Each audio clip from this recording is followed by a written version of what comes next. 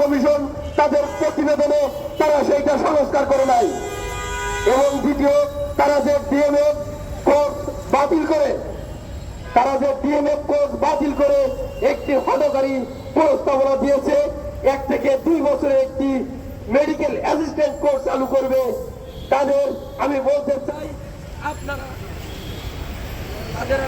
চাই আপনারা আপনাদের এই হঠকারী সিদ্ধান্তের পরিবর্তন করে এই ডিএমএফদের কিভাবে উচ্চশিক্ষা প্রদান করা যায় সেই লেখা আপনারা আপনাদের প্রতিবেদনে প্রদান করবেন।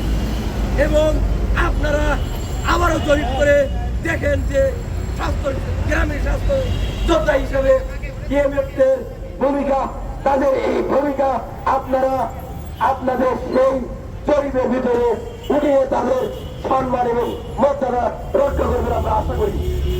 এবং আপনারা যে হঠকারী সিদ্ধান্তগুলা ডিএমএফ নিয়ে নিচ্ছেন, আপনারা আপনাদের কাছে বলবো, আবারও আমরা আপনাদের কাছে উদাত্ত আহ্বান জানাবো, আপনারা ডিএমএফ নিয়ে নতুন করে পুনরায় সংস্কার করে আবার প্রস্তাবনা প্রেরণ করবেন। যদি আবার পুনরায় প্রস্তাবনা প্রেরণ না করেন, তাহলে সারা বাংলাদেশ থেকে হাজার হাজার ডিএমএফ সেই 22শে জানুয়ারি আপনারা দেখছেন শাহবাগ 6 ঘন্টা ব্লকেট করে রাখছিলাম। 9 ফেব্রুয়ারি আমরা শাহবাগ মিনিস্ট্রি বরাবর, স্বাস্থ্য মন্ত্রণালয় বরাবর আমরা লম্বস কর্মসূচি করছিলাম।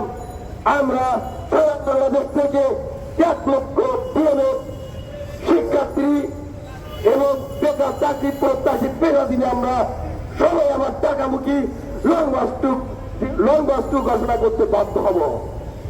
এবং আপনাদের সরাসরি জানাতে চাই, আমাদের নিয়ে যে নোট অফ ডিসকাশন হয়েছে, আপনারা এখনো পর্যন্ত আমাদের এই নোট অফ ডিসকাশন বাস্তবায়ন করেননি। আপনারা লিখিত দিচ্ছেন, আমি জানি না কেন আপনারা আমাদের এই নোট অফ ডিসকাশন বাস্তবায়ন করতেছেন না।